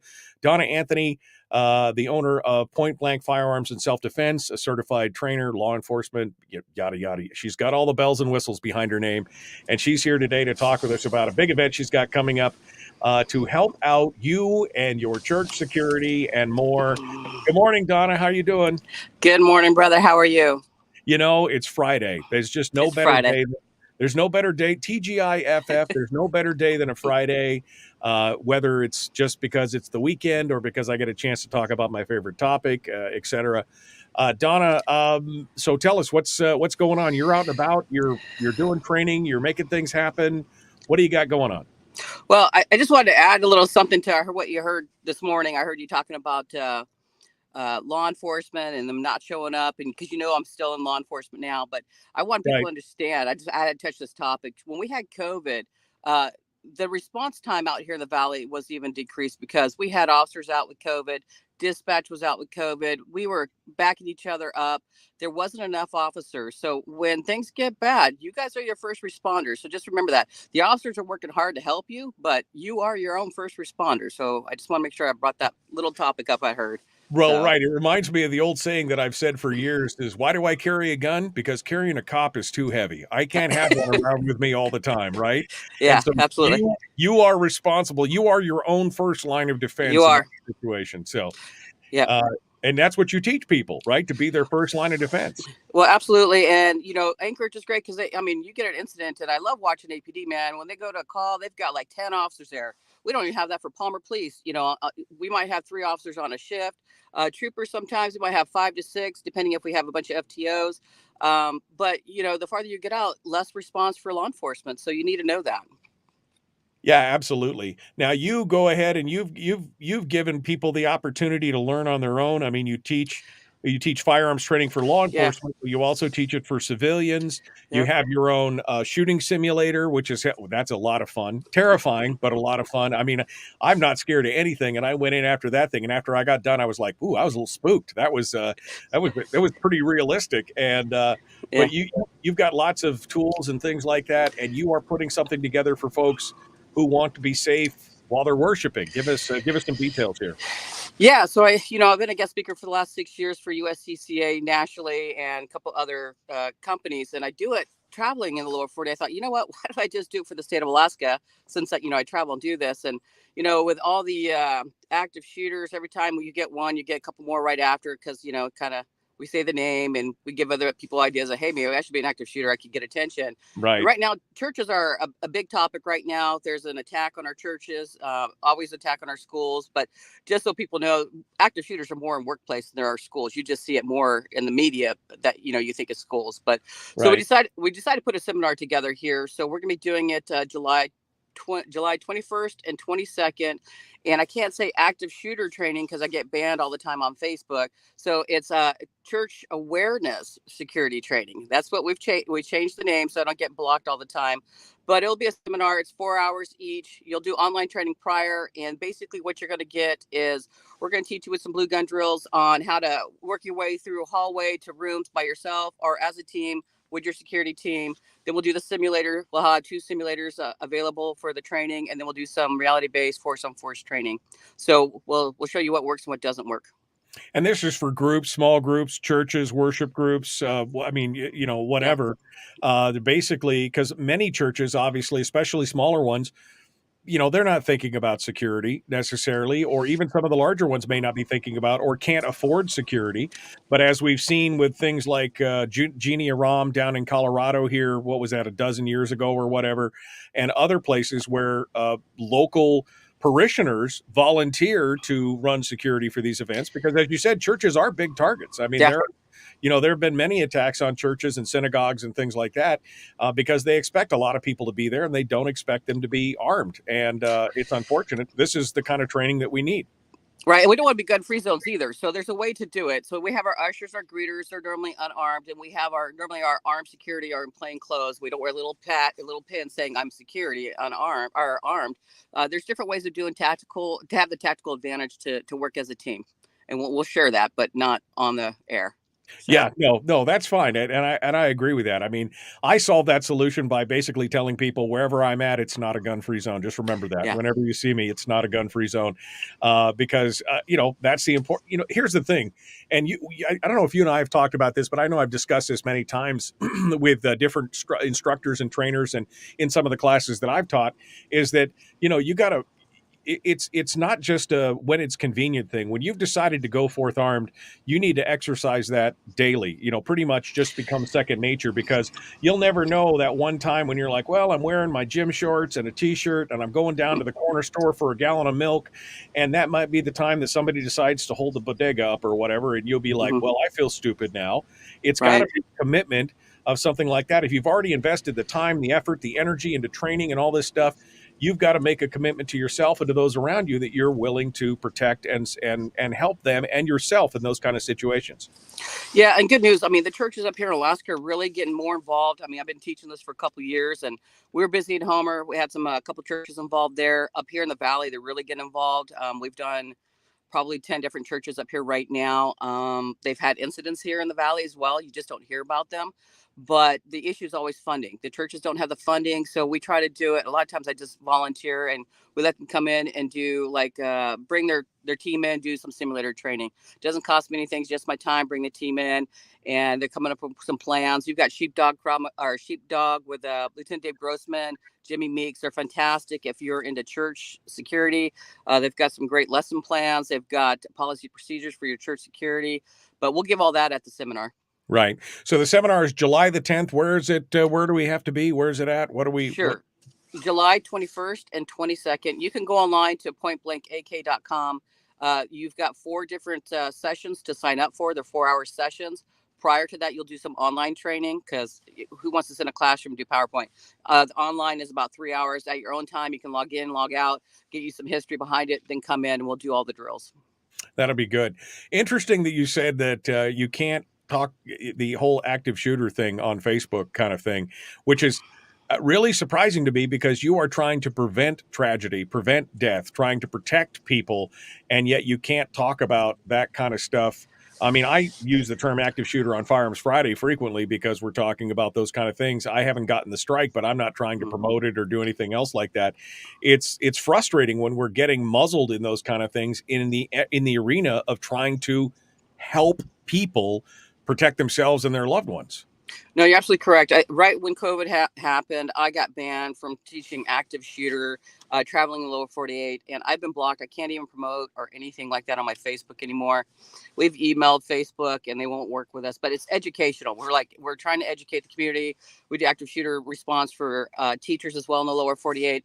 And that's something we're looking at doing here too. I don't know if you know that Shelley Hills is working on a bill to be able to pass a law where we can arm teachers, but just not arming teachers. I mean, there's more to it. It's a selected individual. There's background check, their training, and nobody knows they're armed except for principal, assistant, the administrator, and they'll be working with law enforcement. That's a bill that she's trying to pass. Myself, NRA support it, but that probably won't be passed till hopefully next year. And it's. And Faster Safe Lives if you look them up, Faster Safe Lives, they're in like 22 other states. They're already doing this program. Yeah. No, I mean, again, it makes no sense to me when you're actively trying to prevent tragedy. You're actively trying to educate people and save lives and make the place safer. And yet Facebook says no soup for you. That's an astonishing thing and an unfortunate commentary on what we're fighting against in this country right now. Well, not only that, I mean, if you go out towards Talkeetna or more remote areas, we don't have law enforcement response. You know as well as I do, an active shooter can be done within 2 to 4 minutes. That's the most critical point, and law enforcement's not going to be there in time. So when you get to these remote areas, those teachers might be the first responder while we're responding to a call. Yeah, when seconds count, the police are only minutes away, right? I mean, that's the story. All right, Donna Anthony, pointblankfirearmsak.com, right? Did I hit that right? You did, yes, sir. All right, so that's where you go to find out more about the training on July the 21st. They've got all the details out there. Donna, I hope you have she's at the range right now. She's teasing me. She's sitting at the range, ready to go, teasing me in a big way. I hope you have a great day today, Donna. Thank you for checking in with us. I appreciate it. All right, thanks, you guys. Thanks. Thank you, sir. Appreciate you coming on board and joining us today. All right, isn't that insane? Isn't that insane? I mean, I depend on Facebook for a lot of stuff because we simulcast the radio show on Facebook. It's probably the biggest part of our online audience while we're doing the show. And yet Facebook doesn't like the fact that you talk about active shooters or, active shooter training or anything. I mean, that seems so counterintuitive. That's like, we can't teach you about fire safety because people have died in fires and that there's arsonists out there, but we can't talk to you about fire safety, like where to place your smoke detectors and how to use your fire extinguishers and stop, drop, and roll. We can't talk about any of that because reasons. I mean, what the actual hell? Facebook, what's wrong with you guys? Come on. People are trying to learn how to stay safe. You'd think you'd want to be part of that. It's absolutely, it's mind-blowing sometimes, the world we live in today with all the different things that are going on. Wow, that's it. I guess we came up right against the break. And we're going to jump over to it here in just a minute. Willie Waffle is going to be joining us. It is Firearms Friday. I didn't get to half the stuff I wanted to talk about today. That's okay. Next week, we will continue our discussions, and you'll be here as well. But we got Willie Waffle coming up for the weekend movie review. That's all dead ahead. The Michael Duke Show. Common sense, liberty-based, free-thinking radio. We're broadcasting live through a series of tubes. Well, it's kind of hard to explain. Sorry. Streaming live every weekday morning on Facebook Live and MichaelDukesShow.com. Dang. Okay. That was crazy. That was crazy. All right. Let's rocks have been different. We were talking. Rocks have been weapons of war. Well, Cain killed Abel with an AR-15. Didn't you hear? That was the thing. That's what they're bad from the beginning. Yeah, Donna is spot on. You are your own first responder. That was actually me that said that, but that's okay. That's okay. It's true. It's true. When seconds count, the police are only minutes away. I think the response time to where I live out here on Connecticut Bay is like 20 minutes or something. 20, depending on where the trooper is. If there was a call, 20 minutes probably to get to my place. I mean, and as Donna said, most shooter situations are over 2 minutes, 4 minutes, usually no more than 4 or 5 minutes. You're on your own. That's kind of what it's all about. You are on your own. And most people don't realize, like, again, it goes back to what that guy was saying. That guy, the Twitter, the liberal Twitter guy, shocked that they just said, sorry, sir, we can't send any officers. You're on your own. He was like, what? This is what happens when you create a dependency state. That's what happens when you create a dependency state. You create people who just assume that somebody is always going to be there to take care of the problem or the issue or whatever. And that's not how it works. That's not reality. Even if you've got, one police officer for every, I remember at one point, the North Pole Police Department, Paul Harvey commented on this. So that shows you how long ago this was. I think this was 15 or 18 years ago. I actually heard it on Paul Harvey. I was just shocked that the city of North Pole out of Fairbanks had more police officers per capita than any other place in the country. And I think at that point it was, God, I want to say it was 1 for every 400 people or something. But in some cases, like City of New York, you're talking about 1 police officer for every 2,000 people. They just can't be everywhere at once. And Harold makes a point. Even in Alaska here, you got to watch for bears, even in the cities. Alaska will kill you, right? It's beautiful. It's lovely. The last frontier, it'll kill you. You got to think about that. I mean, look at the Moose that have. I mean, Moose walked into the hospital. Moose walked into the movie theater down in Kenai. Another one walked into somewhere. I mean, this is going on all over the place, right? I mean, that is you have to be ready for anything. In omnia paratus. That's the slogan. That's the slogan I had for one of my companies. In omnia paratus, ready for anything. You have to plan that way because you just don't know if there's going to be help or backup or anything else. You have to pull yourself up by your own bootstraps and be your own and be your own best line of defense for you, for your family, for your coworkers, for the people who are around you, for all of it. You got to do that. Oh, we got about 2 minutes. I need to be fancy. Change the color. Ooh, hey, it's orange. Hey, it's blue. Hey, it's green. Hey, it's orange. Okay. No, it's orange. It's green, not orange. All right, we're going to be jumping into this here in just a hot second with Willie Waffle, wafflemovies.com. I'm waiting for the phone to buzz here on my desk so that we can get things out. New red flag bill in Juneau, Donna says she forgot, HB 162. She's dropped a link in the chat room. You can go take a look at that and do that. Chris says, I wish a moose would walk into my shop. My freezers are low on food. Shh. That's not legal, Chris. Don't tell anybody. That's the SSS, shoot, shovel, and shut up.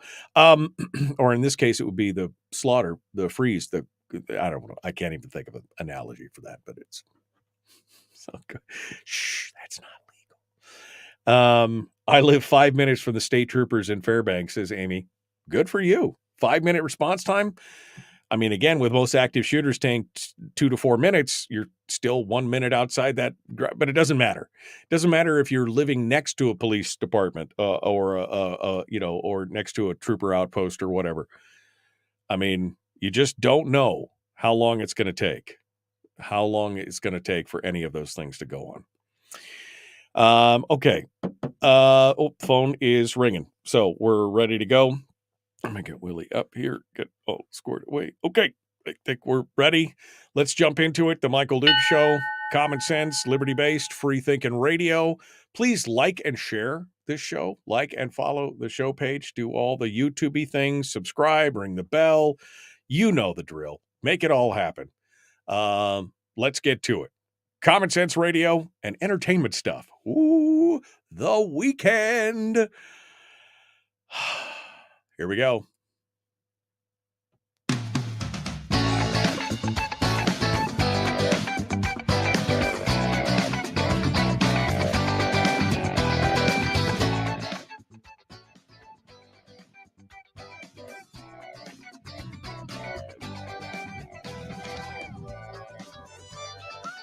Well, okay, let's dive in. Let's dive in with both feet. Willie Waffle, wafflemovies.com, the weekend movie review. I'm ready. You ready? Yes, he's ready. He's always ready. Ready for anything, right? That's your motto or something like that, Willie. I'm ready at any time, any way, any possibility, frankly. You know, I'll do movie reviews on the corner for a quarter. Yeah, throw me a quarter. I'll tell you about a movie. Yeah, let's do it. Wait, you're giving somebody a discount. How am I not getting a discount? I suppose then I'd actually have to pay you on time and all that stuff. All right. Willie Waffle, wafflemovies.com. We got the weekend movie reviews. We got a bunch of stuff on the movie side, streaming side. So we're going to bust through some quick entertainment headlines. Sad news for all of you who love the trailer park shove and tell, push and pull, whatever it was called. Some sad news about the Saint Jerry Springer, right, Willie? Yes. Yesterday, it was announced that Jerry Springer passed away at the age of 79. He had cancer. I don't believe he actually told anybody or made any kind of announcement about it. And unfortunately, finally passed yesterday. And, you know, I don't think you can say enough about his impact on television and society and culture enough. Whether you think that was a negative or a positive. Yeah. But I mean, you know, the entire landscape changed. I mean, you know, I kind of view him as the patron saint of we're gonna just be real. Well, that's the And thing. all of a sudden, all the violence came out, all the behavior that was shunned from television because we wanted to believe in something higher and better and more moral, all got thrown in the garbage. Yeah. Well, he was kind of the father of reality TV. He really was in many ways. And there were many imitators, Maury Povich and many others that tried to imitate it, even Dr. Phil to an extent. But there is one and only originator, and that is Jerry Springer. So sad news for his family, but he left an imprint. That'll leave a mark. That's all I'm saying. That'll leave a mark. So speaking of dead people, Carrie Fisher, who we know passed away here before. It was the last Star Wars movie that they kind of edited her into 6 years ago. Yeah, so 6 years ago. But she's getting some good news on May the 4th. May the 4th be with you. Her family got some good news. Yeah, finally, she has earned her star on the Walk of Fame, and the Walk of Fame committee announced it this week. Here we are, 6 years after her death. She will get her star on May the 4th. It'll be located a few feet away from Mark Hamill, and it will be across the street from her mother, Debbie Reynolds. Oh, well, that's sweet. I mean, she gets some notification there. And the cool part is that her daughter, Billie Lourd, who played a fairly significant supporting character role in the last Star Wars movie and has been doing some work herself, is going to accept it in her honor, right? Yeah, which I think is really nice. And I hope that they'll find a way to get Mark Hamill there as well. It'd be nice if Harrison Ford could be there. I think his schedule's a little tighter. He's scheduled a little. He's got a couple more things going on. Yeah, come on. on. Not that Mark Hamill's not a well-known actor who's earning a living. Yeah, but Mark Hamill just goes into a sound booth for a couple hours a day and does a bunch of voice acting, and then he's done. So it's all over. I'm sure that he can work it around his busy schedule.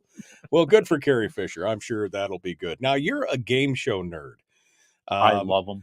And I don't know why. I couldn't care less about game shows, but I remember watching them when I was a kid, the $25,000 Pyramid and Wheel of Fortune and many of these other ones. Family Feud. I saw Richard Dawson on an episode of the Dick Van Dyke Show the other day, and it was bugging me. My wife was watching old episodes of Dick Van Dyke, and I'm like, who is that guy? It's totally bothering me. Who is that? It was Richard Dawson, looking young and svelte and smooth and talking in a British accent. And it was Richard freaking Dawson. I was like, oh my gosh, that is just crazy. Anyway, so big game show nerd. And you've got good news because you get kind of the mashup here. Wheel of Fortune has got a big celebrity edition. Give me the deets here. This is going to be a showdown to end all showdowns.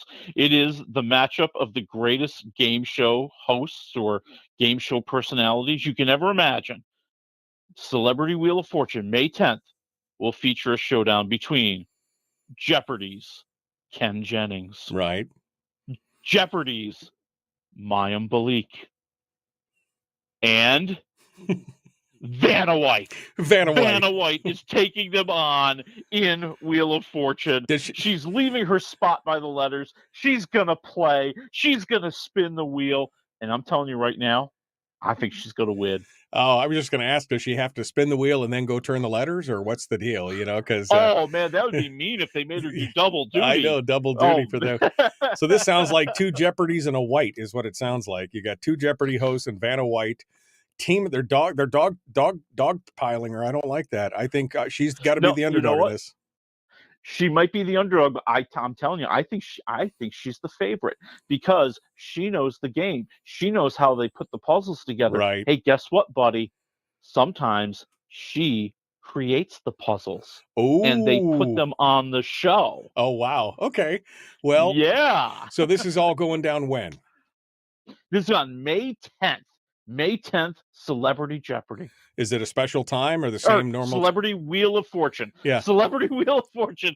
I want to say, is that that's got to be like I want to say that's is that a Saturday? It has to be. It must be a Saturday or something. No, it's actually May 10th is a Thursday. Is a Wednesday. Oh, so it's gonna be Wednesday I think it's in prime time on ABC. Okay. All right. Well, okay. Maybe I should have done more research That's about okay. the story. You were just stuck on Vanna White. That was a problem. I was just so excited that all three of them were going to be facing off against Vanna White. So that'll be fun. All right. Well, you'll have to report back on how it is because I'm not going to watch it. So it's fine. It's okay.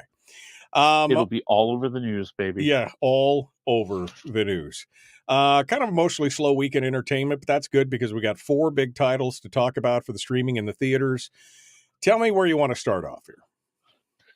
I'm going to start off with the chance for you and I to, get in touch with our feelings, big guy. Oh, Lord. Oh, we can talk about our vulnerabilities, our doubts. I'm super vulnerable right now. I'm super vulnerable right now. Please don't hurt me. Go ahead. It's Are You There, God? It's Me, Margaret. Okay. Yes, the famous book. Yep. About an 11-year-old girl struggling with her new school, her new house, and all sorts of new changes that are occurring. Little puberty thing going on there, huh? Yeah, it's happening. All right.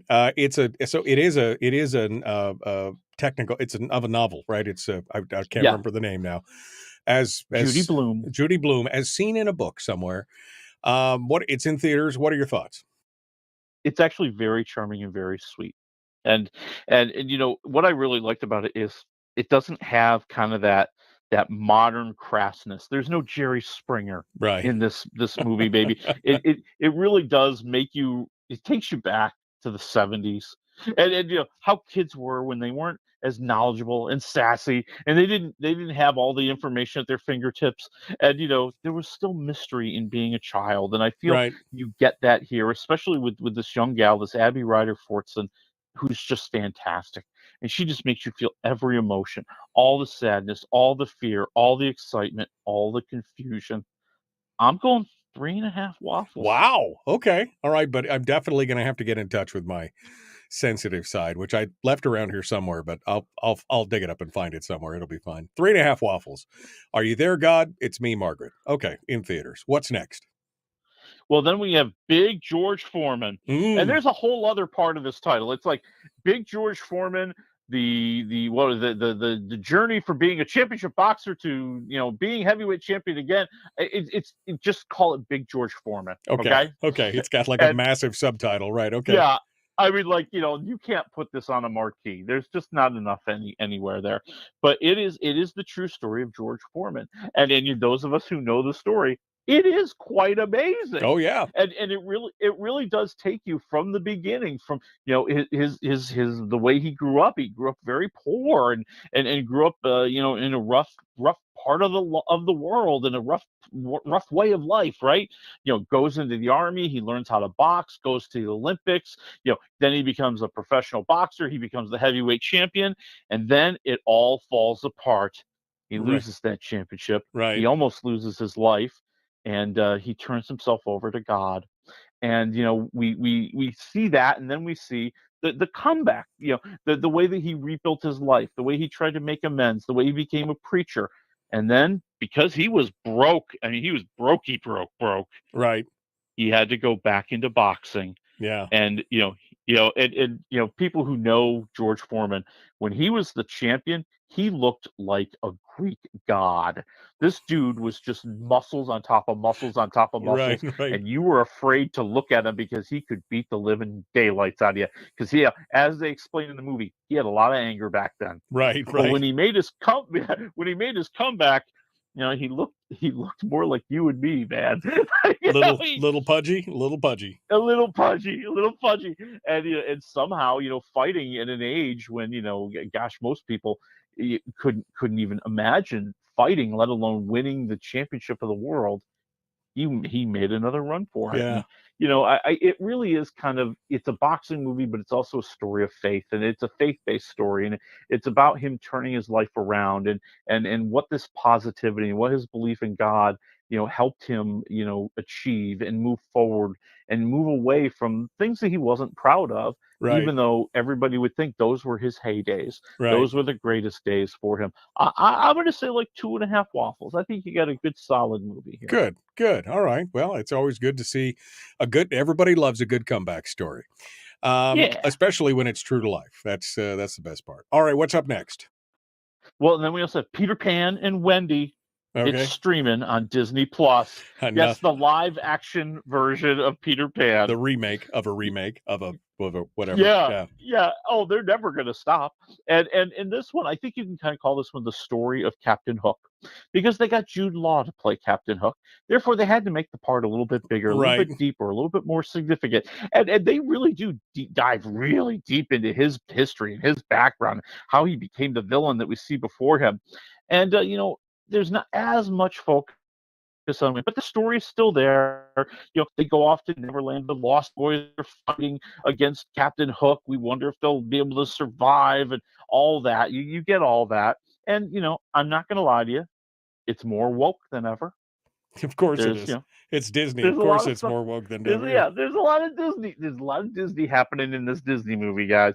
So, hey, take it for what it's worth. You either are in or out. If that bothers you, if you want to see like the traditional Peter Pan, hey, go get that DVD, find it on Disney Plus. Don't watch this. Okay. Right. I think it mostly sticks to the story. I don't think it's really trying to appeal to adults. It's really trying to be more of a kids movie for kids. I would like 3 waffles. For 3 Peter waffles, Pan. really? Okay. I mean, if I wanted to go watch Captain Hook's backstory, I'd go watch Hook with Dustin Hoffman. Which was, a movie that was not appreciated in its time. Oh, it's a great movie, though. I mean, I agree. Yeah, Robin Williams and Rufio and Bob Hoskins, Dustin Hoffman. I mean, it's got some great actors. It's a great movie. I think they outdid themselves with that one, and they should have just stopped. But hey, that's just me. I don't work for Disney, so it's all good. We're down to the last 90 seconds or here, so we missed one from last week, and I've been really kind of wanting to talk about it because I watched a couple of the trailers, and I'm like, wow, this looks Mrs. Davis. It's on Peacock, I think. Give me the rundown here. Yep, this is on Peacock. It's a series. I think it's going to go 10 episodes, and they have like the first 4 out there, and then 1 every week until they finally run all of them. Boom. And yes, it is a nun who has decided that she is going to be fighting the greatest power known to mankind in this world, an artificial intelligence known as Mrs. Davis that seems to control everything. But this nun wants to live off the grid, man. She wants to be left alone. She doesn't believe in this stuff. And it keeps chasing her and chasing her and chasing her. And now she's fighting back. She's joining the cowboy resistance. She's trying to outwit it at every turn. She's using all of her connections with the powers above. Oh, wow. But she has to make a deal. If she can find the Holy Grail, Mrs. Davis says she'll leave her alone. Oh, okay. I mean, this seems like a pretty crazy. The trailer was like all over the place. I'm like, well, this looks wild. I don't know what this is, but give me the rundown quickly here. A minute. The show is all over the place too. I mean, the show is crazy. I mean, just every twist and turn that you could never see coming. This is not a predictable show on any level, and that's what's so exciting. It's just all of a sudden they just announced, well, this happened, and you're like, wait a minute, I didn't see that coming. Wait. And so, yeah. And it's highly imaginative. It is so daring and so original and so wild. I'm telling you, this is the 4 waffle show. Wow. Okay. Well, hey, I want something new, man. Give me something new. Don't rehash something else. This sounds like just the ticket. It's called Mrs. Davis. It's on Peacock. We should go watch it this weekend. Hey, buddy, thanks for coming in. I appreciate it. Appreciate you joining me. You got it. Next week, it's Guardians of the Galaxy. Yeah, Guardians of the Galaxy. Folks, we're out of time. We got to go. We'll see you on Monday. Have a great weekend.